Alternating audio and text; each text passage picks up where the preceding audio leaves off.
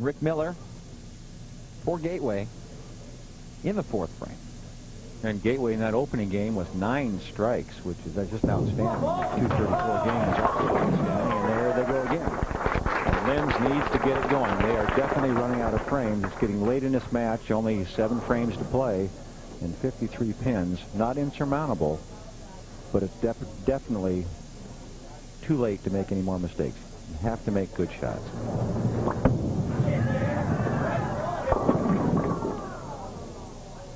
And that's just not going to do it. The 210, makeable spare, but very difficult. John Ice getting his spare ball out.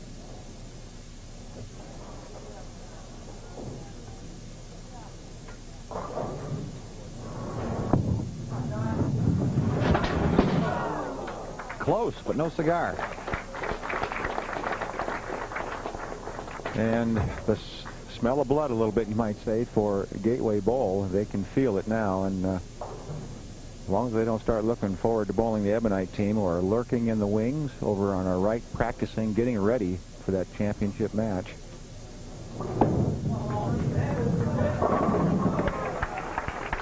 He's impressive, isn't he? I'll tell you, he can flat get some revolutions on a bowling ball. Big, strong man, gets it down there in a hurry. Here's another look. Look at the loft. Look where he's playing. The ball's actually inside the second arrow on the left side of the lane, and still has plenty of energy when he gets in the pocket, gets 5 off. The more conventional way. More conventional, and definitely needed. Sam Lanto finding the pocket. Final time through now. We're in our 6th frame. Gateway still in the hunt for the 450 for 2 for the high roller bonus. 30 pins over a 200 average at this point right now for the 2 games, and still have 5 frames to play. Strike here would put it right in the area. Gee, just the mention of that seems to be like a jinx. It's like talking about a no-hitter in the 8th frame or something. Well, I tell you, one thing I was able to appreciate, though, is bowling on this lane condition. You make a mistake either way, and you're not gonna like the result. Let's put it that way. Well, that's what it's all about. That's what makes the World Team Challenge what it is. It's a competitive lane condition with some of the best bowlers in the world competing as amateur and professional. We get a few professionals out there, but mostly we have the best amateurs you can find. And as we go from city to city, we tend to get the best in the area to compete against, you might say, a regional. And that's what we call these. These are qualifying regional qualifiers, and we get the best teams in maybe 10 or 12 states. Savoy strikes, and we'll be back with the conclusion of our semifinal match. Linz needs a lot of strikes. We'll be right back. 7th frame, game 2, 61 pin lead for Gateway Bowl.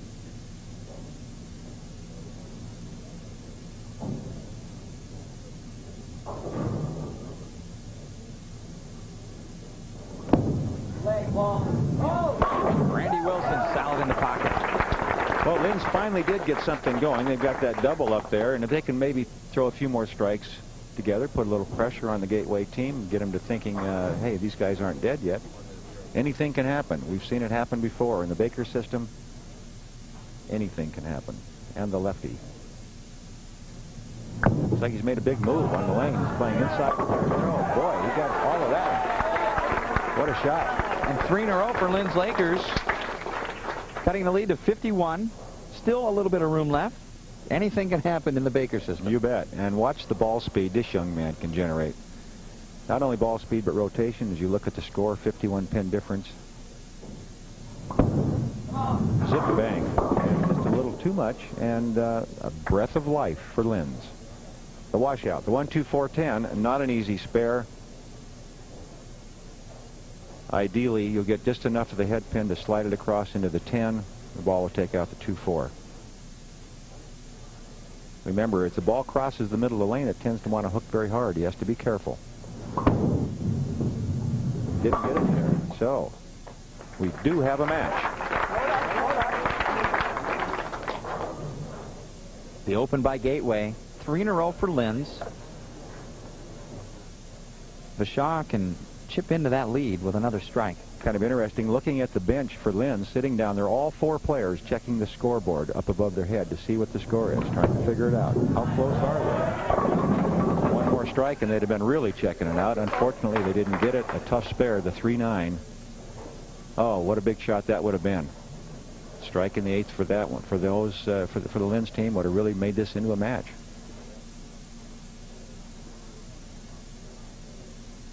There's always a turning point in a game, a match, and that might have been the shot right there. That was the turning point. They were in the hunt, they had a chance at it, and another strike would have definitely put some pressure on Gateway, but now they can basically coast in.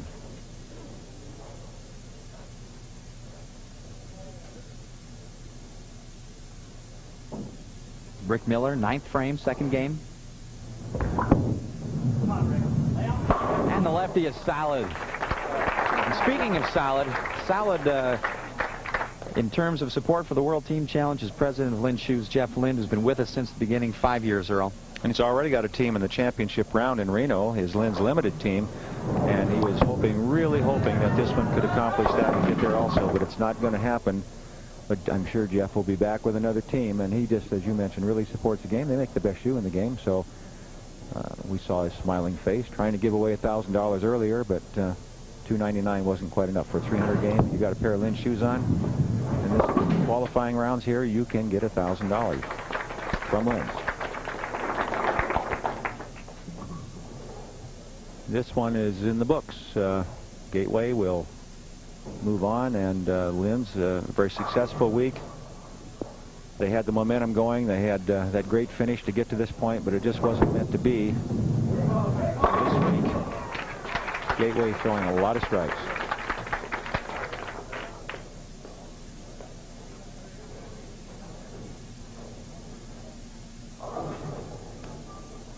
I really like to watch this guy bowl. Big, strong, as I mentioned. He can get a lot on the bowling ball, and he still gets to the foul line balanced and in good time.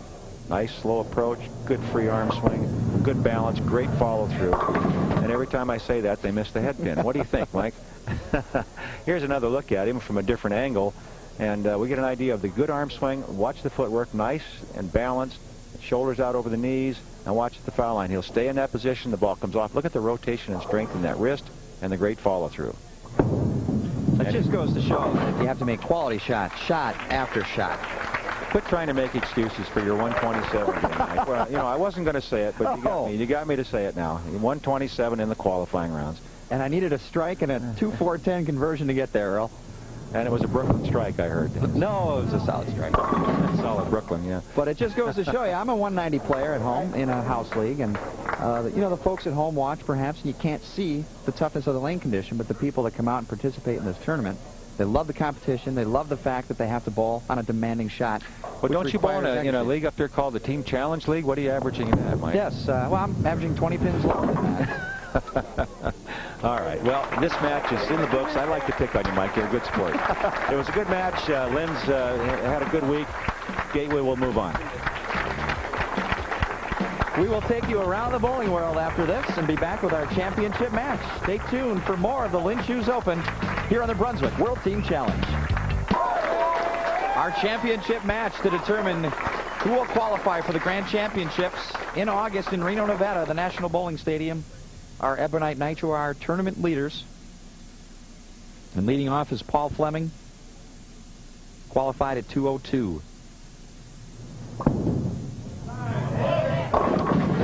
And these guys, there's just no way that the Nitro R team is going to show any nerves. They've been on television more than I don't know, more than some of the touring players. I mean, they seem to make show after show, and they bowl as good as they want to. It's almost like, well, how good are you going to bowl? We're going to bowl a lot better.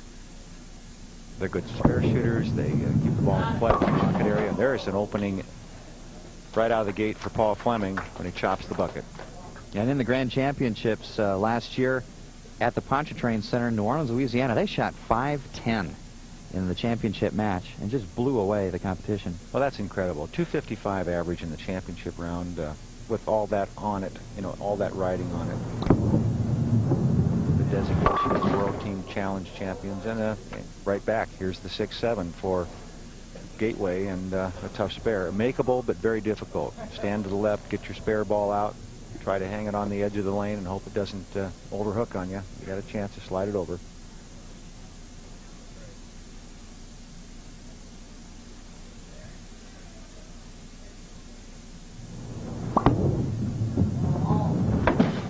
And wide to the right is Klempa.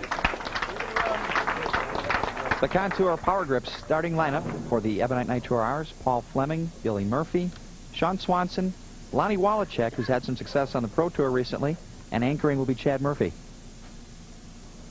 Contour Power Grips. More pros choose Contour Power Grips. You should too.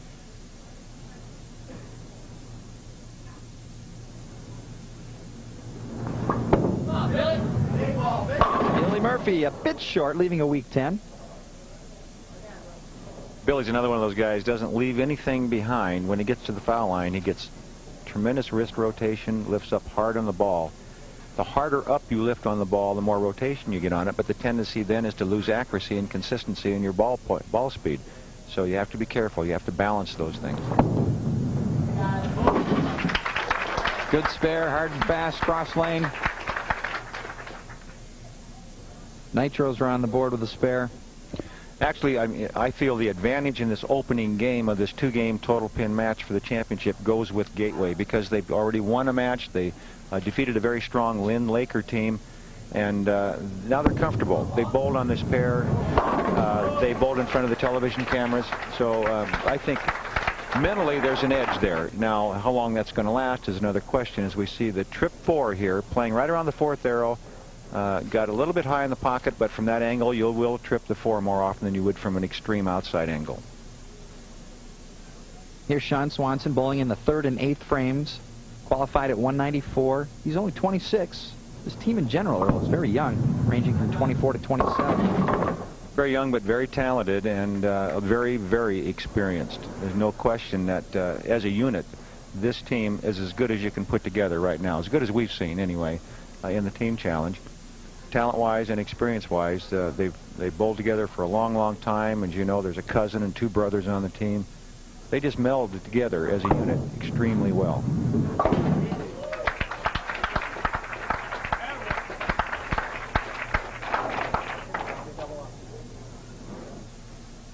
Once we get through the lineup that's going to be the turning point. If anything's going to happen, it'll happen after we've gone through, each team has gone through their first 5 frames. Crossover for Gottschall. That's a double. We are early in our championship match, first of 2 Baker games, and we'll be back with more on the Brunswick World Team Challenge. 4th frame of game 1 to determine who gets to make that trip to Reno in August. And here's our first look at Lonnie Wallachek for the Nitro Hours, who led qualifying with a 221 average. That, of course, 6 games of qualifying. Wallachek solid. And that gets the Nitro R team going in the right direction. It's just whether or not they can continue in that direction with Gateway's continuing to put the pressure on. They are on a double. There's another look at Lonnie's shot. Lonnie, as you mentioned, gaining some experience on the Pro Tour now, and that's definitely going to benefit his game overall. And Wallachek making some noise on the PBA Tour with a couple of cashes in recent events. Rick Miller answers. 3 in a row now for Gateway after the open in the 1st frame on the split. And they are looking really strong. Remember, in the opening match, they bowled on the right-hand lane. The first game had 9 strikes in that game for 234, and they're taking advantage of that knowledge now by putting some pressure on the Ebonite team, and he's got to answer right here. Big Chad. Chad Murphy, anchor for Nitro, coming up short. Kind of a wry smile on his face there, maybe a little bit of wonder what happened there, folks. It came off my hand before I was ready to do anything to it. When it comes off your hand before you can jerk it, you're in trouble, you know. You can have time to lift it, and when it slips off your thumb, sometimes you just lose it completely.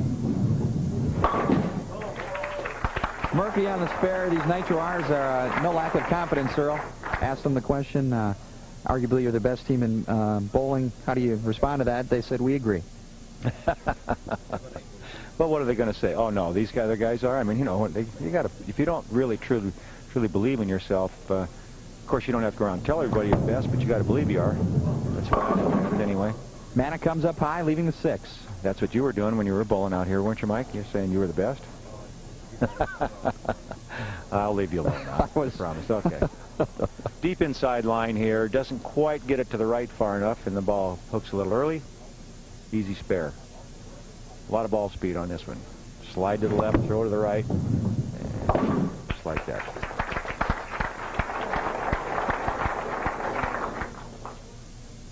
Now is where we see what the proof in the pudding. Let's see if this is the second time through the lineup for the Ebonite Nitro R's, and they should be a little more relaxed now, ready to go. Have an idea what the lanes are like? Gateway with a 20-pin lead. Here's Fleming coming up high, 3-6. He was pretty happy with the shot when it left his hand. Wasn't real happy with the result, and not an easy spare. Only 2 pins here, but the right-handers have to be careful. He's going to go cross lane at this, try to get the ball between the 2 pins, but he has to be careful it doesn't break early and chop 3 off the 6. Fleming picks up the spare. Talked with him earlier, and he had basically taken a 6-week break from bowling, so he was kind of excited to be back. And with the team doing well, they were fired up and looking forward to this competition today. One of the advantages they have, they know each other's games so well from competing with each other over the years and constantly bowling under a variety of lane conditions. They know how to adjust those lane conditions based on ball reactions of their teammates, and that's an advantage. Klempa drills the pocket, and we'll be back with the remainder of Game 1 of our 2-game Baker Championship match here from Cedar Vale Lanes right after this. Now, taking a look at some statistics. The Nitro R's, 207 in the regular 6-game team competition, but Gateway Bowl at 207 in the Baker, Earl. That's an outstanding Baker average, and it's very unique for a team to average higher in Baker, but we had 2 teams do it in the top 3. And a very even match play competition as the top 2 teams even 5-5 in their match play. Nitro R's qualifying in 1 and bouncing between 1 and 2 and finally taking it back in the position round. And they bowled extremely well in that position round match to get the lead back. They had their hands full. Gateway Bowl bouncing around in their journey to number 2. And Bob Klatt, bowling and marketing manager here at Cedar Vale Lanes. Friendly family fun is the aim around here, and they sure aim to please, Earl. They do, and they do a great job. And a lot of happy bowlers running around in Eagan, Minnesota.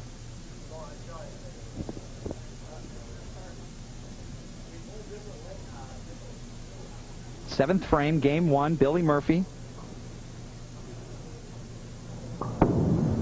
for Nitro. Billy just out of time. Just getting the foul line way too fast with the feet and has no chance to get through the ball with any balance and control.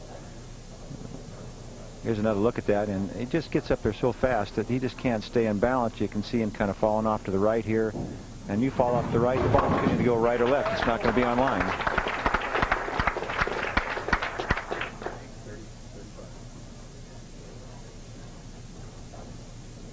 Gateway team not backing down a bit. I tell you what, they're up for the challenge, and they feel, hey, you know, when we talked about how good this team was that they're bowling for the championship, they say, hey, we can handle these guys.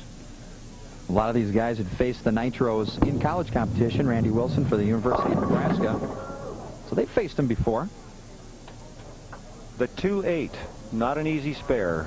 Double wood, you want to get both pins with the ball, probably use his strike ball, and play just off his strike line. As you can see, it's if you can get the ball to hook into the 2-pin and deflect into the 8, you're in good shape. Wilson, part of the Madson's B&B team that had won a World Team Challenge qualifier in Edmond, Oklahoma back in 1995, just about 2 years ago. This week, in fact.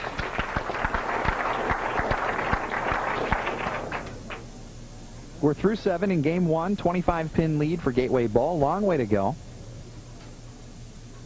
Sean Swanson will toe the line for Nitro here in the 8th frame.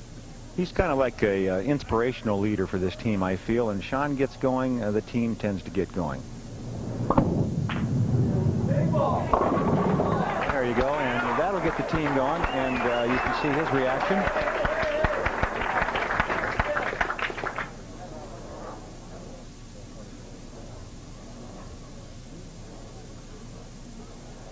two-game match, and we're still here only in the 8th frame of the first game of this two-game match, and anything can happen. That's what makes the Becker system so outstanding. And the crossover hit, 10 in the 5th. That's all that counts. They're all gone. That was the only shot I could hit in qualifying. Well, Rob got his. Here's another look at it, and you can see he's playing the extreme inside angle, trying to get the ball to right. They cannot get the ball to skid, so they're going to have to make some adjustments. The lanes will change, and the players with the experience, he's a very young guy, and he's talking to his teammates and saying, hey, I thought I threw it pretty good, but it hooked. Lonnie Wallachek.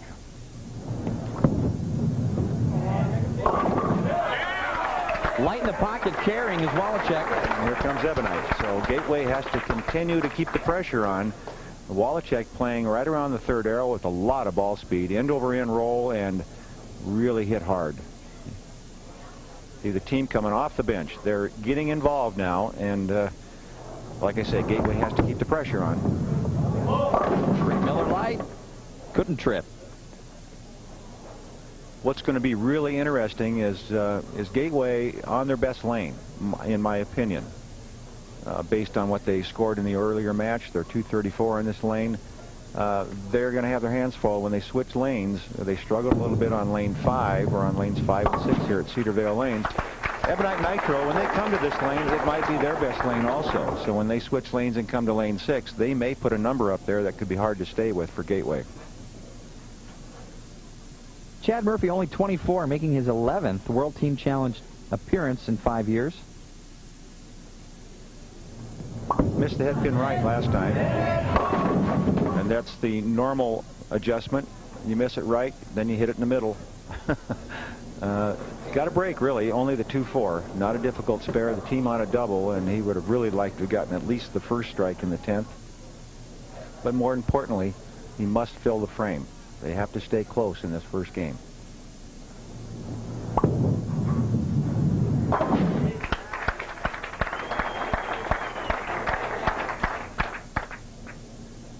Possible 191 for Ebonite in the opening game, and Gateway right at this point going at a 207, but a possible 217, which would be a 26-pin lead in the opening game. Not near enough to put a team like Nitro away, like Ebonite away, but anything you can get out in front of this team has to be a comforting feeling.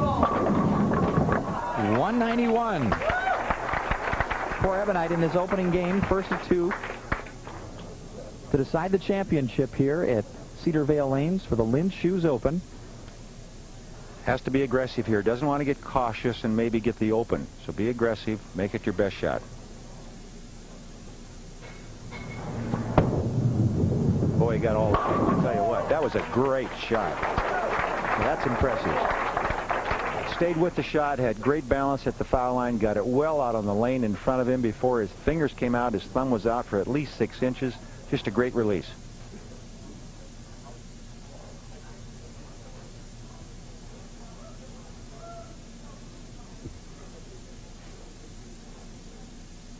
Good concentration. Look how steady his head is on the foul line.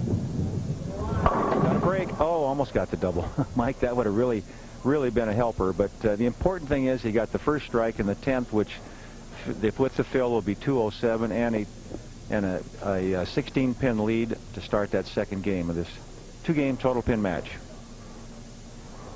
It's going to be within a couple of marks. Very interesting when we switch lanes. And there's one more. Make that 208. 208, 191, and a 17-pin lead for Gateway Bowl will turn it around and decide the championship right after this. Welcome back to the championship match here on the Brunswick World Team Challenge. Gateway Bowl with a 17-pin lead over the Ebonite Nitro R's. Both teams bowled respectable games in the opening round of this 2-game match, 191 to 208. Gateway has their hands full. They have to find this lane. It's been difficult to solve for all the teams that have bowled so far, all 3 games that have been bowled on it. No one has really bowled very well on it as far as score goes. On the other hand, everyone seems to do quite well on the right-hand lane, lane 6. So The Ebonite team, because they were the tournament leaders, had their choice of starting and finishing lanes. They decided they wanted to finish on the lane they felt was their best lane, which is lane 6. So if they made the good choice and if they can get lined up quickly, that 17-pin lead could go very, very fast. And Klempa on the spare, filling that first frame. Paul Fleming bowling in the first frame for Ebonite. The elder statesman on this team at 27. Not an auspicious beginning, the 3-6-10.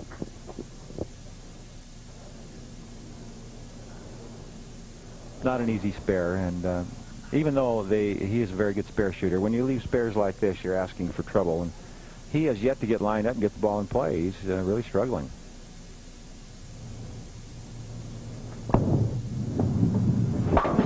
Got a break. Actually missed it and made it. You can see his reaction, the little wry grin there again. Seems like that's what the team is doing. They seem to be almost overconfident. They look like they're maybe a little bit too relaxed, and they're not out there really making the effort to make the great shots they need to beat a good team like this. Gateway's not a pushover. They better get it together if they want to win this match. Members of this team have won on Team Challenge competition in the past. Randy Wilson with the 2-4-5. Fill the frames. We always talk about that on the Team Challenge, and that's what it's all about. You have to fill the frames. Get your spares. The strikes will come. As Mike was mentioning earlier, it's not an easy thing to do to throw a lot of strikes on the Baker system, and especially on the World Team Challenge lane condition that we put out there to make it a challenge. So you've got to fill your frames, and that's not how you do it. And that's a major mistake there. Trying to hook into that spare is asking for trouble. Hard and straight down the left side would have been a much better choice.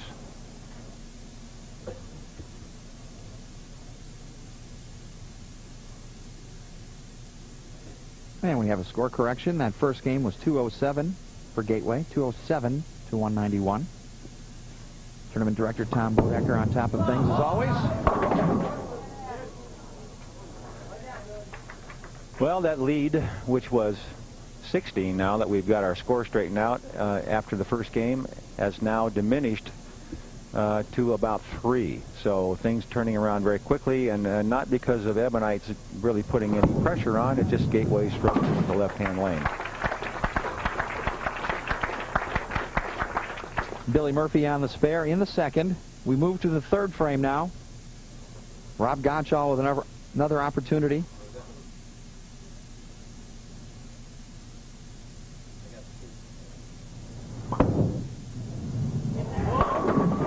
What a great shot that was. And right when they needed it, they need some kind of an inspiration to get going again.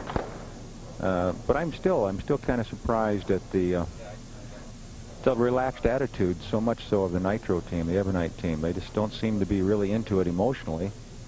Maybe they have so much experience they're just kind of laid back, and that's dangerous. You don't want to be laid back. You want to be out there with a little bit of butterflies. You want to feel the tension. You want to make shots like you really need to win. And there was a great shot by Sean Swanson.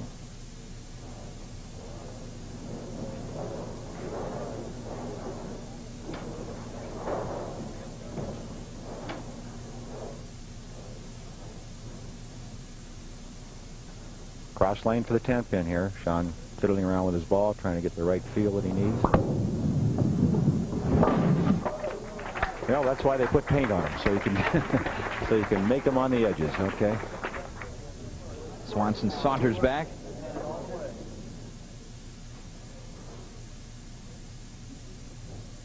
Sean, everything Sean does, he kind of saunters. He saunters from here to the car. I mean, he just kind of goes along that way through life.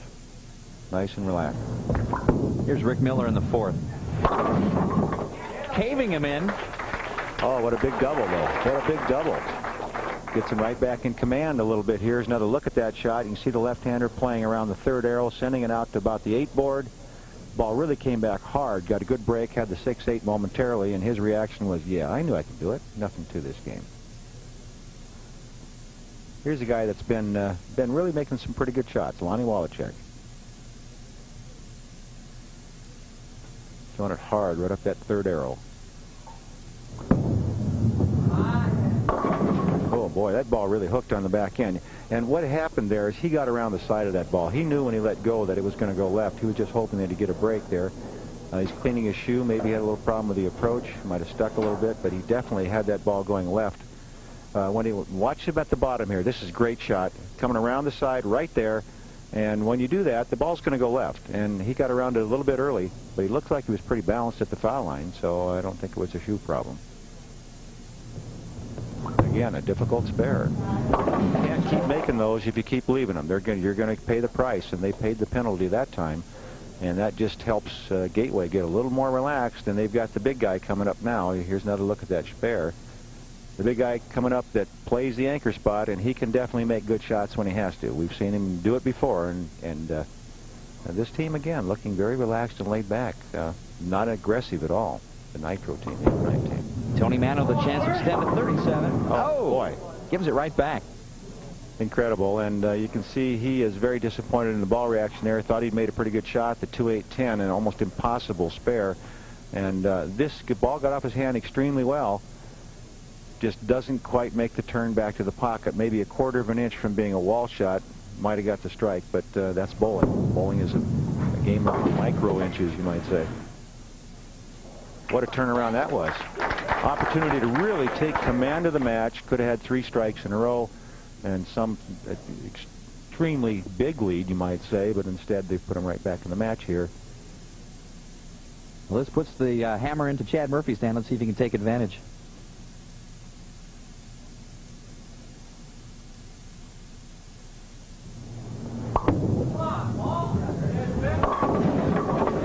A little high, almost leaving the 6. Well, that was kind of fortunate, really. He had that through the middle of the head pin. Could have had a big split, got away with it, got a good count, 9 count, and easy spares. Now to look at it, watch where the ball hits the head pin, almost dead center, and this is looking for disaster here. The last pin out on the left, the 7 pin, and he gets a break to kick the 10, makes it a very easy spare. We'll be back with the remainder of our championship match right after this. And there is Walt Maurer. He is the vice president of the Lynn Shoe Company, and I tell you, he's a wonderful guy. Just a great guy to be around, a lot of fun to talk to. Great right-hand man for Jeff Lynn. Last 5 frames from Cedar Vale Lanes to determine who will move on to the Brunswick World Team Challenge Grand Championships. 10-pin lead for Gateway Bowl, 6th frame.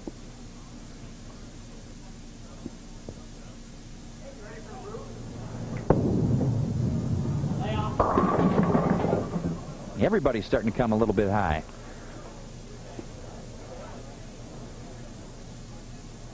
It's all about. That's what makes the best shoe on the market, in my opinion. And the winners of this match will pick up those Lynn's extra shoes with some other goodies, including the prize fund and the trip to the Grand Championships.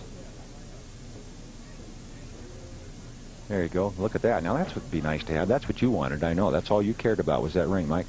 The keepsake rings and your choice of fine bowling products from Brunswick.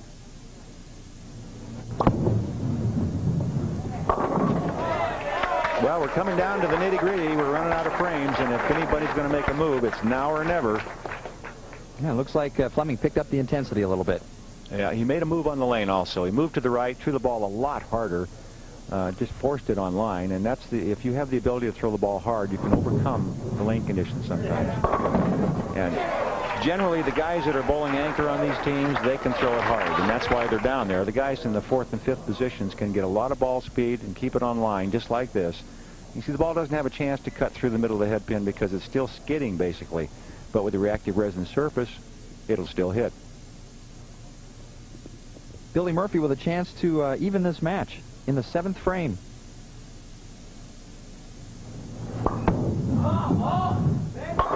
We're all even, Earl. Yes, we are. You know, it's kind of like a couple of big heavyweight fighters. They've been sparring for 8 or 9 rounds. Now it's a 10th round, and they're both going for the knockout. And, boy, I'll tell you what, they're really turning it up. Ball speed's increased for everybody. They're running them out. Look at now, we've got some intensity. Where was this for the first game and a half, huh? How about that, huh? Gateway has to answer right here. They go back on top by 10. Same guys, same lanes. All of a sudden, everybody's pumped and they're making better shots. Now, I'll tell you what, is this game a game of emotion or what? That's what team bowling is all about, and that's what it should be about. And boy, I'll tell you what, folks, get a team together. Try this. You're going to love it. Sean Swanson, 8th frame.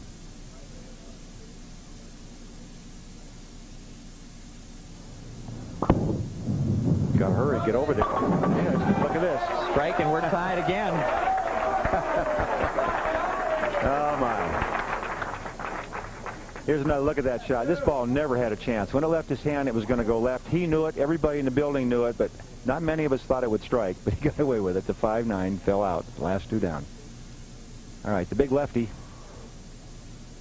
Got to keep matching him. Oh, my. Rick Miller. Made Solid. it look easy, huh? My, did he make it look easy. Smooth, tremendous, confident stroke. What a great finish. We're down to the nitty-gritty here at the 9th frame. And the guy that's probably got as many games bowled under pressure as anybody out here, Lonnie Wallachek.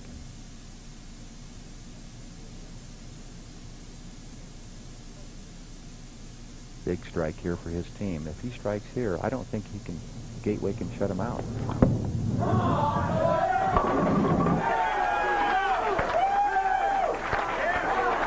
And the excitement of the Baker system. Here's another look at it. Watch the light hit. Watch the hit pin go to the wall. Comes off the wall. Does a lot of damage on the 4-5-7. And the reaction of the team. Now, where were these guys for a game and a half? Hard to imagine that all of a sudden they can just turn the key and the engine's running and they got it in racing gear and the way they go. As good as they are. It's Manna. Oh, my. Another strike. Perfect. Well, they're not backing down. There's an opportunity for a tie here also. Remember, it was a 10-pin game, and they just keep trading strikes. Another look at it. Really got down and went through that shot extremely well, used his knees very well, extended through the shot. That's what kept it on line. Possible 218 for their team this game.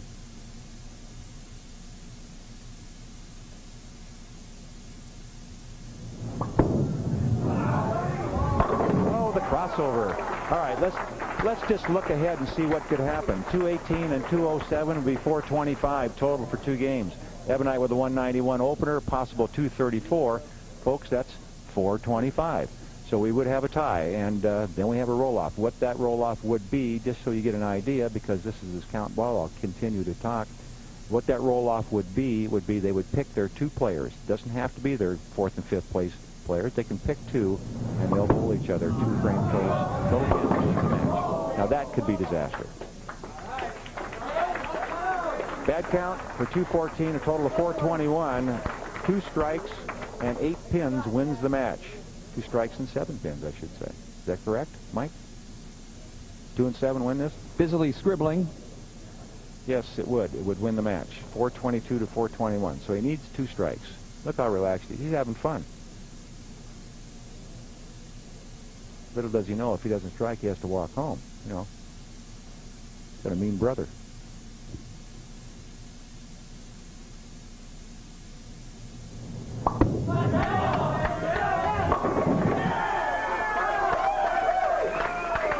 Confidence under pressure. Unbelievable confidence. How many people could be up there laughing and having? He's even kidding the other team over there. Hey, this is easy, guys. Want to see me do it again? Watch this. They've been there before, and that means a lot. Well, they've twice won the Grand Championship, but this is the big shot right here. He has to have this one.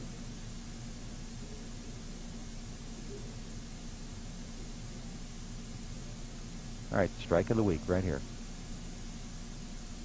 They change their lineup prior to today's TV match. Let's see if it pays off. A little more ball speed, a little more direct, and he got it. Unbelievable. It is unbelievable, and there's a lot of joy on this side of the ball return and some broken hearts on the other side. The Gateway team felt they'd bowled good enough to win, and they did. But you just never know. He still needs 7 pins, actually 8 to win, 7 to tie. This very team lost in the Grand Championships in a very similar situation when Sean Swanson cut through for 4. I'm wrong. It's 7 to win, isn't it? 7 would be a winner. 231. Right to a hard and straight. There it is. Well, an incredible victory, huh, Mike? An incredible comeback for the Nitro team, the Ebonite team, and a heartbreaking loss for Gateway. They were down and kind of listless, and a couple of strikes woke them up. And they made the right choice of lanes, finishing with 234 on lane 6, which is the one that